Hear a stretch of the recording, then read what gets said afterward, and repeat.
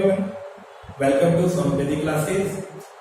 आज का हमारा टॉपिक है accounting treatment of goodwill. Accounting treatment of goodwill when there is change in profit share ratio among the existing partner. मतलब कि जो वर्तमान में साझेदार है, जो एग्जिस्टिंग पार्टनर है, अगर उनकी रेशियो चेंज हो जाती है, उनकी प्रॉफिट शेयर रेशियो चेंज हो जाती है, तो अकाउंटिंग ट्रीटमेंट कैसे होगा या क्या होगा, तो हम उसी को समझने की कोशिश करेंगे आज। तो उसके लिए सबसे पहले हमें एक एग्जाम्पल क्लियर होना चाहिए, उस एग्जाम्पल के थ्रू ही हम उस अकाउंटिंग ट्रीटमेंट को समझ पाएंगे। मान लो दो पार्टनर हैं ए और बी, वो अपने प्रॉफिट एंड लॉस को 2:1 में डिस्ट्रीब्यूट करते हैं, यानी उनके बीच की जो प्रॉफिट शेयरिंग रेशियो थी वो 2:1 थी। उन्होंने फ्यूचर के लिए डिसाइड किया कि वो फ्यूचर में अपने प्रॉफिट को इक्वल डिस्ट्रीब्यूट करेंगे।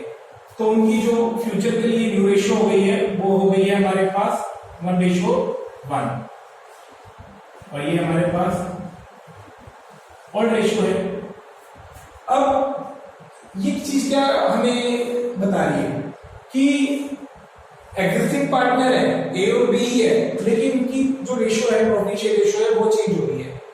तो अब जो ये की प्रॉफिट शेयर रेशियो चेंज हो रही है, तो उसका ट्रीटमेंट ऑफ गुडविल पे क्या इफेक्ट पड़ेगा, ट्रीटमेंट ऑफ गुडविल क्या होगा उस केस में। तो उसके लिए क्या होगा कि इनमें से अब रेशियो चेंज हो रही, तो हमें क्लियर हो ही रहा है, इसमें पता ही चल रहा है कि एक पार्टनर क्या कर रहा है, सैक्रिफाइस कर रहा है, और दूसरा जो पार्टनर है, अनदर पार्टनर जो है वो गेनिंग है। क्योंकि हमने इससे पहले टॉपिक जो किया था उसमें हमने पढ़ा था कि कैसे कैलकुलेट करेंगे हम सैक्रिफाइस पार्टनर को और गेनिंग पार्टनर को। तो वहां से हमें क्लियर हो गया था कि कौन पार्टनर कितना शेयर गेन कर रहा है और कौन सा पार्टनर कितना शेयर सैक्रिफाइस कर रहा है। तो ऑब्वियस है कि जो पार्टनर गेनिंग है, अब उसको गेन हो रहा है, तो वो गेन कहां से आया उसके पास, एक दूसरे पार्टनर से जो एग्जिस्ट कर रहे हैं, अनदर पार्टनर, तो उसका हिस्सा कम हो गया, सैक्रिफाइस कर रहा है वो अपना हिस्सा। तो जो हिस्सा उसने सैक्रिफाइस किया है गेनिंग पार्टनर को, जो अपना हिस्सा उसने दिया है, और वो सैक्रिफाइस पार्टनर ने फ्री में तो दिया नहीं होगा अपना हिस्सा, तो उसके बदले में उसको कुछ ना कुछ कंपनसेट मिलेगा ही मिलेगा। अब वो कंपनसेट जो पे करेगा वो कौन करेगा, वो गेनिंग पार्टनर करेगा, क्योंकि उसको फ्यूचर के लिए उसका शेयर जो है वो इंक्रीज हो गया है, बढ़ गया है। तो वो जो गेनिंग पार्टनर है वो किसको पे करेगा, वो सैक्रिफाइस पार्टनर को करेगा। ठीक है, तो उसके लिए एक चीज है, अकाउंटिंग ट्रीटमेंट समझाने से पहले आपने याद रखना है, ये चीज याद रखनी है आपने, gaining partner capital account debit to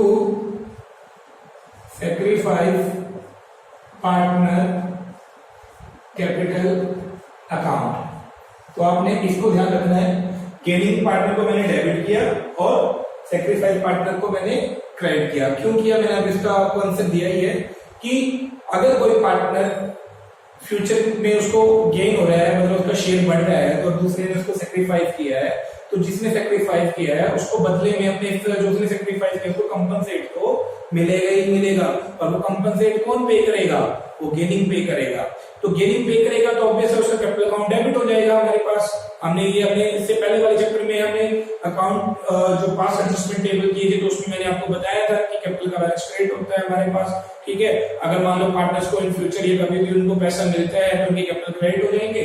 अगर वो पैसा पे कर रहे हैं, उनके कैपिटल अकाउंट से पैसा जा रहा है, तो उनके कैपिटल अकाउंट डेबिट हो जाएगा। तो गेनिंग पार्टनर का शेयर बढ़ गया है फ्यूचर के लिए, तो वो उस गेनिंग शेयर्स के लिए बदले में कंपनसेट देगा, किसको देगा, सैक्रिफाइस पार्टनर को। तो इसलिए गेनिंग देगा तो उसका कैपिटल अकाउंट यहाँ पर डेबिट हो जाएगा। और जो सैक्रिफाइस पार्टनर होगा उसको, अब जो उसने अपना हिस्सा सैक्रिफाइस किया, त्याग किया है, तो उस सैक्रिफाइस शेयर के लिए उसको कुछ ना कुछ कंपनसेट मिलेगा, तो इसलिए उसका जो कैपिटल अकाउंट है वो क्रेडिट हो जाएगा। तो आपने इसमें एक बात ध्यान रखना है कि हमारे जो कैपिटल अकाउंट है वो क्या है, वो फिक्स है या फ्लक्चुएट है। अगर हमारे कैपिटल अकाउंट फ्लक्चुएट है तो एंट्री ये बनेगी, gaining partner capital account debit to sacrifice. अगर हमारे कैपिटल अकाउंट जो है वो फिक्स है तो उस केस में हमारे पास क्या जाएगा, आपको मैंने बताया था कि जब हमारा कैपिटल अकाउंट फिक्स है तो उसके अंदर कोई भी हमारे पास हम कैपिटल के अंदर एडजस्टमेंट करते हैं तो कैपिटल के अंदर नहीं होगा, क्योंकि कैपिटल अकाउंट तो फिक्स है हमारे पास। तो जो भी चेंजेस होंगे वो कहां पर होंगे, वो करंट अकाउंट में होंगे। तो यही वाली एंट्री अगर हमारे कैपिटल अकाउंट फिक्स है तो क्या हो जाएंगे, तो हमारी एंट्री ये हो जाएगी, gaining partner current account, debit to sacrifice partner current account. तो आपने ये ध्यान रखना है कि हमारे कैपिटल अकाउंट क्या है, हमारे कैपिटल अकाउंट फिक्स है या फ्लक्चुएट है।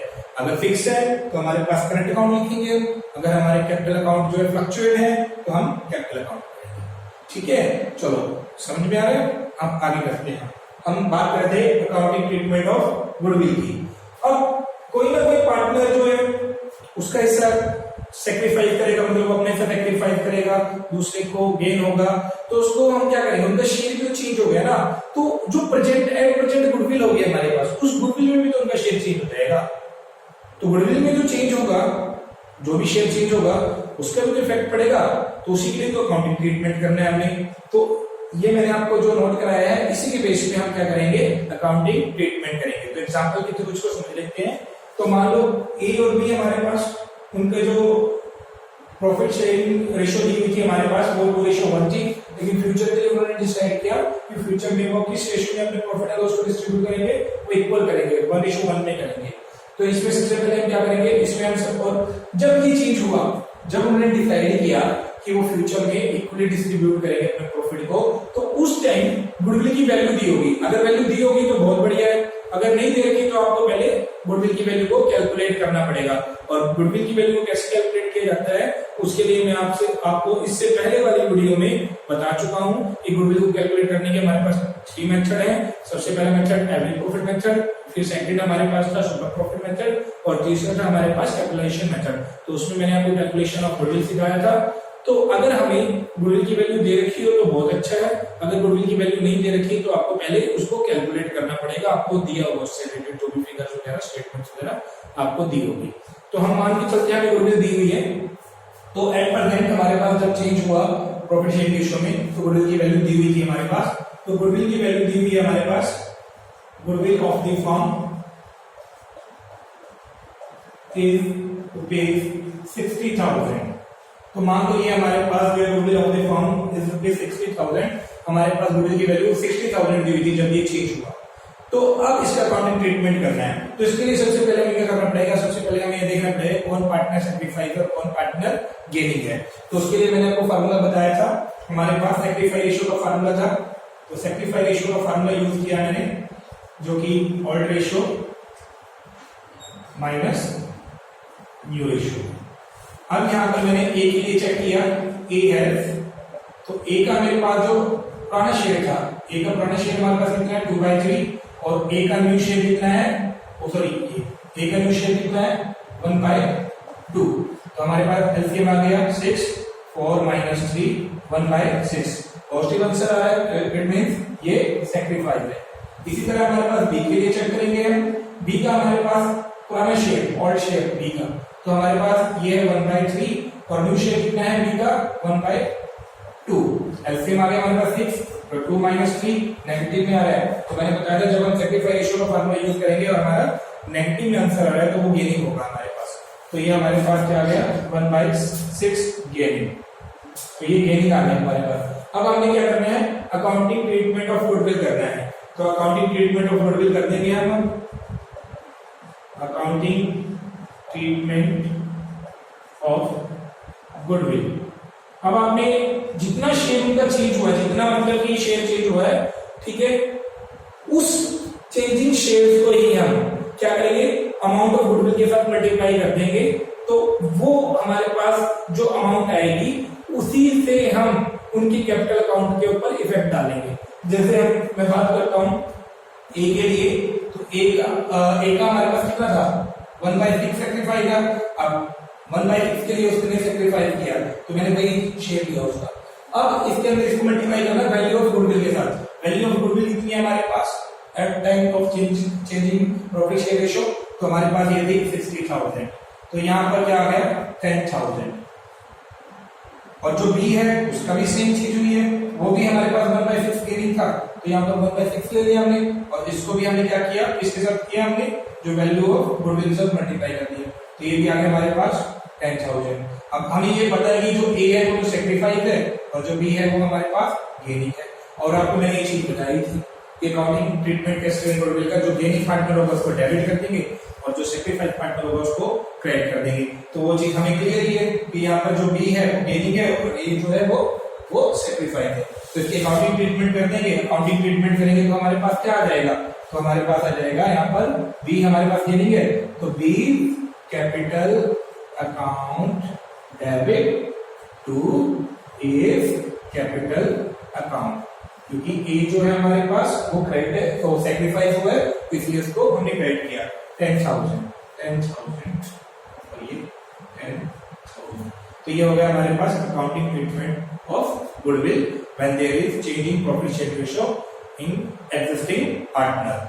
तो जो भी हमारे पास मतलब कि एग्जिस्टिंग पार्टनर के बीच में चेंज आने से गुडविल के ऊपर जो इफेक्ट हुआ है, तो उसका अकाउंटिंग ट्रीटमेंट कैसे होगा मैंने आपको ये सिखाया।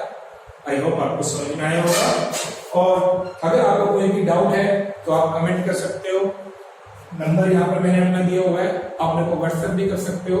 तो अगर आप में जो भी डाउट्स होंगे हम उसको क्लियर करने की कोशिश करेंगे। Thank you.